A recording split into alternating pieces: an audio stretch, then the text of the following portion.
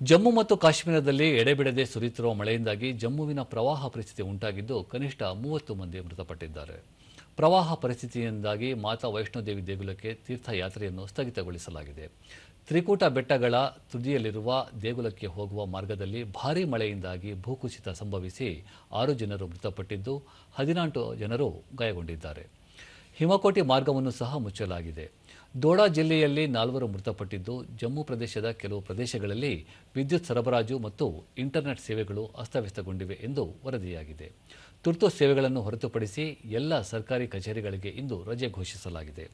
ಈ ಮಧ್ಯೆ ಪ್ರವಾಹ ಬಾಧಿತ ಜಿಲ್ಲೆಗಳಲ್ಲಿ ರಕ್ಷಣಾ ಕಾರ್ಯಾಚರಣೆ ಮತ್ತು ಪ್ರವಾಹ ರಕ್ಷಣೆಯಲ್ಲಿ ತೊಡಗಿರುವ ಸರ್ಕಾರಿ ಅಧಿಕಾರಿಗಳಿಗೆ ರಜೆ ರದ್ದುಪಡಿಸಲಾಗಿದೆ. ಪ್ರವಾಹದಿಂದಾಗಿ ತಗ್ಗು ಪ್ರದೇಶಗಳು ಮುಳುಗಡೆಯಾಗಿದ್ದು ಬಹುತೇಕ ನದಿಗಳು ಅಪಾಯದ ಮಟ್ಟ ಮೀರಿ ಹರಿಯುತ್ತಿವೆ. ಮುಖ್ಯಮಂತ್ರಿ ಒಮರ್ ಅಬ್ದುಲ್ಲಾ ರಕ್ಷಣಾ ಕಾರ್ಯಗಳನ್ನು ಕೈಗೊಳ್ಳುವಂತೆ ಜಿಲ್ಲಾಡಳಿತಕ್ಕೆ ಸೂಚಿಸಿದ್ದು ಪರಿಹಾರಕ್ಕಾಗಿ ತುರ್ತು ನಿಧಿಯನ್ನು ಬಿಡುಗಡೆ ಮಾಡಿದ್ದಾರೆ. ತಾವಿ, ಚೇನಾಬ್, ನೆರು ಮತ್ತು ಕಲ್ನೈನಂತಹ ಪ್ರಮುಖ ನದಿಗಳಲ್ಲಿ ನೀರಿನ ಮಟ್ಟ ಏರಿಕೆಯಾಗಿದೆ. ಹವಾಮಾನ ಇಲಾಖೆಯು ನಿರಂತರ ಮಳೆಯಾಗುವ ಮುನ್ಸೂಚನೆ ನೀಡಿದ್ದು ಮತ್ತಷ್ಟು ಪ್ರವಾಹದ ಭೀತಿಯನ್ನು ಹೆಚ್ಚಿಸಿದೆ. ಮರ್ಮತ್ ಮತ್ತು ಟಾಂಟಾ ಅತ್ಯಂತ ಹಾನಿಗೊಳಗಾದ ಪ್ರದೇಶಗಳಲ್ಲಿ ಸೇರಿವೆ.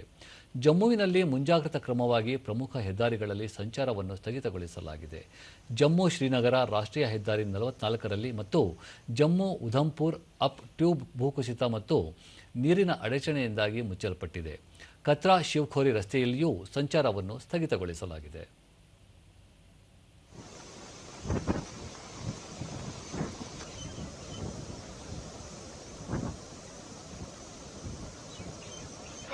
पानी का जो असर पड़ रहा है, छतों के ऊपर कोई ना जाए, पानी के नजदीक कोई ना जाए।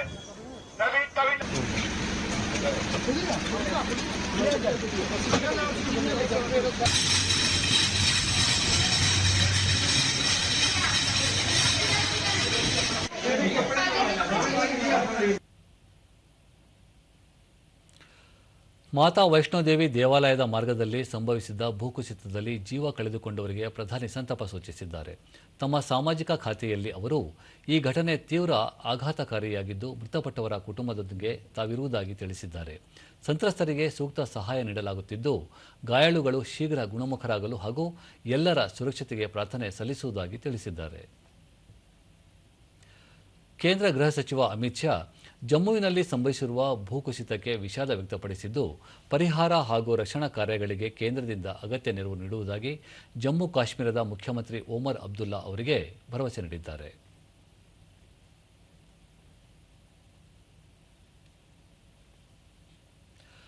ಪ್ರವಾಹ ಬಾಧಿತ ಜನರ ಸುರಕ್ಷತೆಗಾಗಿ ಅಧಿಕಾರಿಗಳು ಸಹಾಯವಾಣಿ ಆರಂಭಿಸಿದ್ದಾರೆ.